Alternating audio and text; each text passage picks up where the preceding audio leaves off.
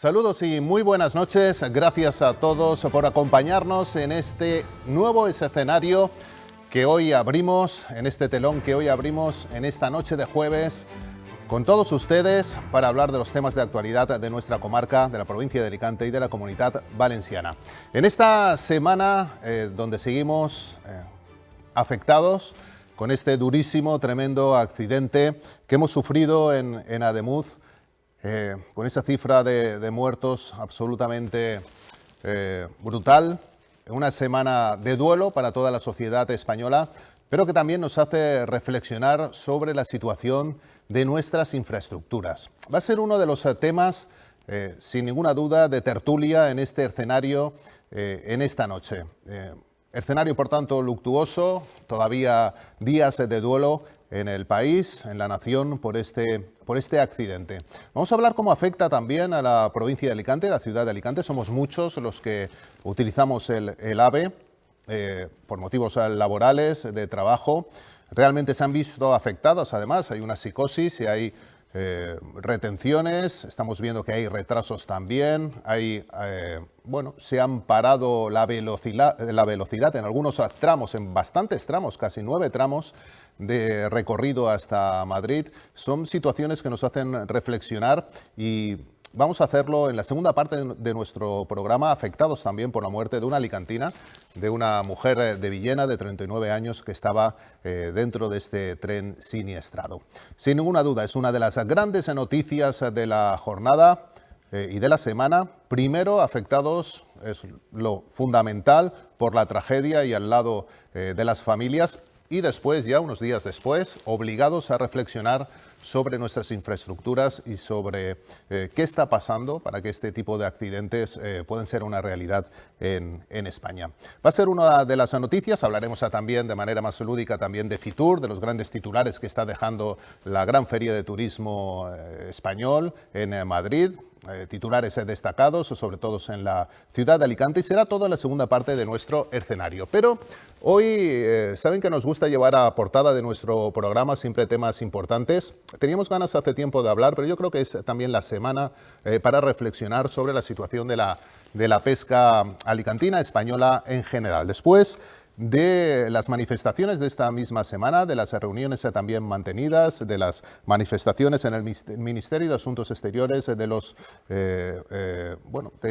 todos nuestros marineros, de los pescadores alicantinos y españoles en general. Vamos a ver qué ha salido de esas reuniones y sobre todo vamos a intentar analizar cuál es el futuro de la pesca alicantina, cómo está afectando esta severa normativa de Bruselas. Y lo vamos a hacer con Miguel Solves, que es patrón mayor de la Cofradía de Pescadores de la Vila Joyosa, que hoy se ha acercado hasta este primer estudio del escenario de Alacantí Televisión, y yo le agradezco que esta noche se suba conmigo al escenario para hablar de un tema que nos importa y mucho a todos los alicantinos.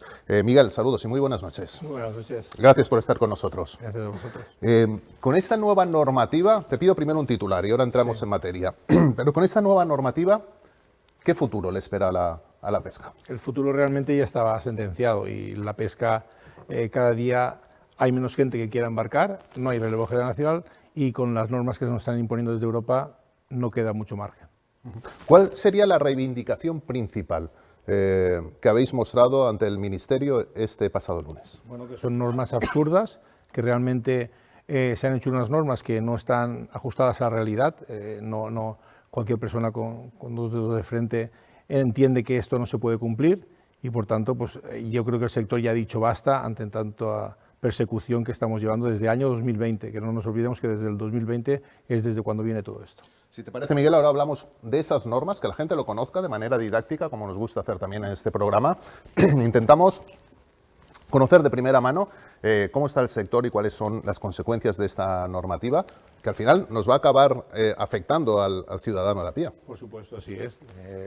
Si la pesca, si nos repercute a los pescadores, por supuesto al consumidor muchísimo más. Te presento a los contertulios que nos acompañan en esta mesa de redacción. A tu lado tienes a Ginés Blázquez, habitual comentarista de esta casa. Hola Ginés, ¿qué tal? Buenas noches. Muy buenas noches, aquí encantado de estar aquí en la primera del año. En este caso, en mi caso. La primera, también del resto, es la primera, en el segundo programa del 2026. Ginés, ahora hablamos de pesca, pero ¿cuál sería tu titular de esta semana? Lo has anunciado tú en portada, ¿no? No podemos pasar por alto el accidente de la alta velocidad allí en Córdoba, ¿no? Después del primer impacto de los 43 fallecidos, que creo que llevamos a estas horas de la tarde o a estas horas de la noche, y después de empezar a preguntarnos por qué ha pasado todo esto, ¿no? Ahora llegamos a lo que no queríamos ninguno que llegáramos, a la vulgaridad política, al y tú más, al tú lo hiciste, al esto venía de aquí, y eso es lo que realmente me encoge más el corazón, que nos hemos olvidado en cuatro días o en 3 días nos hemos olvidado de los 43 fallecidos y ya se nos estamos mordiendo en la yugular. Y eso es lo que menos me gusta de todo esto. Hablaremos de eso en la segunda parte de nuestro escenario. También me acompaña esta noche Laurín Maurice, que es compañera y redactora del diario digital El Español de Alicante. Yo le agradezco que esté también con nosotros, estrenando el 2026. Laurín, ¿qué tal? Buenas noches. ¿Qué tal? Buenas noches. Encantada de estar aquí. Gracias por estar con nosotros. ¿Cuál sería tu titular en estos 7 días de actualidad? Pues mira, 7 días han dado para mucho. Y por centrarnos, por ejemplo, en Fitur, yo destacaría un Fitur extraño, precisamente por las circunstancias del accidente en Córdoba, carente de actos alegres, y bueno, y también en cuanto a la provincia de Alicante, pues centrado en atraer el turismo de Estados Unidos y de Canadá. Fitur será otro de nuestros temas recurrentes, de nuestros temas importantes hoy en el escenario. Y completa esta mesa de redacción José Vicente Pérez Pardo, es el compañero, redactor del diario digital Todo Alicante. Allí le leemos a cada día. José Vicente, ¿qué tal? Saludos, buenas noches. Buenas noches, Tomás. ¿Cuál sería tu titular? Claro, obviando el tema del accidente de tren que nos han cogido todos el corazón, yo creo que soplan vientos de cambio con el tema del acuerdo entre la Unión Europea y los países del sur de América, con el tema de Mercosur.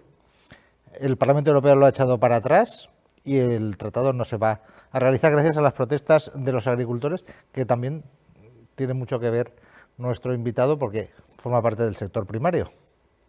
Vamos a ver qué recorrido tiene también, ¿no? Al final esta decisión y si legalmente se puede parar o no, eso habrá que verlo. Todavía no se ha ratificado y fuerzas desde la izquierda hasta la derecha, ha sido el propio presidente del Partido Popular, Alberto Núñez Feijóo, quien en contra de la presidenta del Eurogrupo, de von der Leyen, que es de su mismo partido político, ha dicho que ese acuerdo no se puede firmar. Algo está pasando para que todo el mundo ahora de repente empiece a criticar a Bruselas y a centrarse más en el sector primario. José Vicente, gracias por acompañarnos esta noche. Estrenas también el 2026. También. Muy agradecido. Vamos con nuestro tema de portada, nuestro gran tema hoy del escenario, la pesca alicantina. ¿Cuál es el futuro del sector? Estamos hablando en esta noche con Miguel Solbes, ese patrón mayor de la Cofradía de Pescadores de la Vila. Miguel, en la portada ya hemos comentado algo, sobre todo cuáles serían, de esta normativa que impone Bruselas, cuáles son, digamos, estas limitaciones que os están afectando y por lo cual el sector está al borde del abismo, podríamos decirlo así. Pues hay tres propuestas que entraban en esta norma que, como he dicho anteriormente, eran muy difíciles de asumir. Una de ellas era la obligación de notificar antes de 4 horas la llegada a puerto. Nosotros tenemos un sistema llamado DEA, es un programa en el que tenemos que enviar todos los pormenores del día, de la jornada. Entonces, uno de ellos es avisar con 4 horas de antelación de a la hora que íbamos a llegar a puerto. Eso es algo que no podíamos aceptar porque ni tan siquiera sabemos nosotros cuándo vamos a poder llegar y con 4 horas de antelación menos, porque no sabemos ni el pescado que va a venir, ni si hemos subido ya las redes, ni nada. Eso era una de las propuestas. Otra, que era la más irreal, era el tema del pesaje, que lo habrán oído los espectadores. Querían que pesáramos cada especie y que también lo enviáramos por el sistema por el día. Entonces, eso es imposible, ¿no? En un barco en movimiento no puedes pesar especie por especie desde el primer kilo. Entonces, es algo en que dijimos que no se podía hacer. Y más que nada por el tema de seguridad. Tenemos que tener en cuenta que el patrón debe velar por la seguridad no solo de su tripulación, sino de los barcos que pueden haber alrededor. Entonces, si tiene que perder tiempo en esta burocracia, bajando del puente, yendo a cubierta a apuntar especie por especie y después subir al puente y enviarlo, es un tiempo que no se dedica a la vigilancia. Y eso es algo que no queríamos nosotros que sucediera. Y después está el tema de los lances. Lo que se pretendía es que cada lance, nosotros hacemos una media de 2 o 3 lances al día, que en cada lance que hacíamos querían que enviáramos las capturas que se habían hecho en cada lance. Eso también por la organización del trabajo tampoco era factible. Entonces, yo resaltaría sobre todo el tema del pesaje y el de apuntar las especies, porque creo que es lo más importante y bueno, se ha conseguido en parte, pero ahí ha habido una sensación agridulce porque no se ha eliminado del todo estas propuestas. Se ha alcanzado, Miguel, ese acuerdo con representantes de la Secretaría General de Pesca para flexibilizar un poco esta normativa, pero, como dices, la sensación es agridulce. Sí, por supuesto, porque realmente el trabajo hay que hacerlo. Lo que nos dicen es que ahora con la puedes estimar los kilos, pero no te van a sancionar, pero realmente el trabajo hay que hacerlo. Da igual, si teníamos que estimarlo, teníamos que pesarlo. Realmente el trabajo se tiene que realizar igualmente. Tenemos que bajar del puente, tenemos que estimar el peso que hay, tenemos que apuntarlo y después tenemos que enviarlo. Entonces es un tiempo que no disponemos. Miguel, ¿cuál sería el futuro del sector en 2026 o en los próximos años? ¿Qué futuro tiene el sector? Hay que recordar que venimos de unas limitaciones muy grandes para poder salir a faenar, pero ¿qué futuro tiene? El futuro es muy negro, sinceramente. Nosotros los pescadores no queremos utilizar esta palabra, no queremos ser pesimistas, pero realmente es a lo que nos abocan. Tenemos que pensar que nosotros venimos desde el año 2020, que Europa marcó una hoja de ruta en la que de 234 días que trabajábamos en aquel 2020, hemos pasado a 134. Ya se dijo en su momento que teníamos que trabajar un 30 o un 40% y así ha sido, se han cumplido. Con 134 días, con 140 días no es un negocio, no da para poder subsistir. Lo que pasa es que si tú tienes ya un barco de pesca, pues tienes que intentar aguantar por todos los medios. De hecho, vosotros se ha hecho un gran esfuerzo, primero con los días de salir a trabajar, ese es el primer gran esfuerzo que se hace, pero después también utilizando mallas superiores o puertas de arrastre, controlando, dejando también zonas de veda, es decir, el esfuerzo de los pescadores ha sido muy grande en los últimos años. Nosotros sí que es verdad que nos hemos quejado cada vez que nos han impuesto una norma, pero la hemos acatado, esto hay que tenerlo en cuenta. Aquí el problema principal que hay es que cada año, en diciembre, nos marcan las pautas para el año siguiente. No hay un plan que nos digan a 4 años qué es lo que va a ocurrir. No, nos dicen que el año que viene vas a trabajar 134 días con estas normas. Entonces, ninguna embarcación, ningún armador, ninguna empresa se puede hacer un planning de cómo va a funcionar su empresa a largo plazo. Por tanto, ni invertimos en nuestros barcos y, por supuesto, el relevo generacional ni se le espera, porque no hay nadie que quiera trabajar en el mar en estas condiciones. Abro la mesa y escuchamos también reflexiones y preguntas de nuestros compañeros. Pedía la palabra José Vicente. Sí, parece mentira porque el comisario europeo de pesca, si no estoy mal informado, es griego, con lo cual debería conocer más o menos la realidad del sector, sobre todo mediterráneo, ¿no? Que más o menos España, Italia y Grecia pues, se asemeja más o menos en el tipo de capturas y demás. Se pudo salvar el del año pasado porque también les pedían algunas normas técnicas en las redes y demás. Ese se consiguió salvar y ahora vuelve, sin embargo, otra vez las protestas y más normativas. ¿Por qué cree realmente que es esa hoja de ruta? ¿Hacia dónde nos conduce esa hoja de ruta y por qué se hace? No sé utilizar la palabra, pero lo que sí que es verdad es que el sector pesquero se lo quiere encargar, al menos la pesca de arrastre. Yo creo que es muchas veces por no conocer verdaderamente cómo es este trabajo, ¿no? Entonces sí que es verdad que, como decías, el señor Costas Cádiz, y de hecho ha estado aquí en varias ocasiones en España, le hemos enseñado cómo trabajamos aquí, nuestra dinámica, pero después, y nos ha hablado con muy buenas palabras y con muy buenas intenciones, pero sí que es verdad que cuando ha llegado a Europa, cuando ha llegado a Bruselas, después las normas que ha aplicado son totalmente distintas a las que nos han dicho. ¿Se quieren cargar el sector primario? ¿Se quieren cargar la pesca? No lo sé, lo que sé es que no quieren invertir en ella. De hecho, los presupuestos que han aprobado para los próximos 5 años son muy menores a los que teníamos hasta ahora, y por tanto, entre presupuestos que no nos compensan para actualizar la flota y todas las normas que nos imponen, al final eso está abocado a desaparición. Laurín. Sí, bueno, por ver un poco los argumentos de la Unión Europea, ellos dicen sobre todo que está de acuerdo, pues, por ejemplo, para regular la pesca ilegal, para mejorar la sostenibilidad, y acabas de decir que este sector es un poco desconocido y que la gente no suele conocer bien la pesca de arrastre. O sea, yo te quería preguntar cómo garantizáis en este sector la sostenibilidad de, por ejemplo, de la pesca de arrastre, que es conocida que es un poco dañina para el medio ambiente. Tenemos que tener en cuenta una cosa. Nosotros, en concreto el puerto de Villajoyosa, somos el primero que se alió con Ecoalf, con Ecoembes, para la recogida de basura marina. Nosotros estamos recogiendo continuamente basura y depositándola en los contenedores que después se reciclan. Es decir, nosotros somos los primeros, los que queremos desde el principio que el mar esté limpio, porque es nuestro medio de vida. Después, tenemos que tener en cuenta que cuando se habla de pesca de arrastre se piensa, o por lo que he oído yo de gente que a lo mejor no lo entiende, que estamos trabajando en zonas vírgenes que a lo mejor no se ha ido nunca. Nosotros tenemos, digamos, como unas parcelas, como si fuéramos unos agricultores que siempre trabajan en esas parcelas, y que de hecho está demostrado que cuando se deja de trabajar esas parcelas, la vida marina ahí desaparece, no se hace. Parece mentira, pero cuando más pesca en una zona, más vida trae y más hay.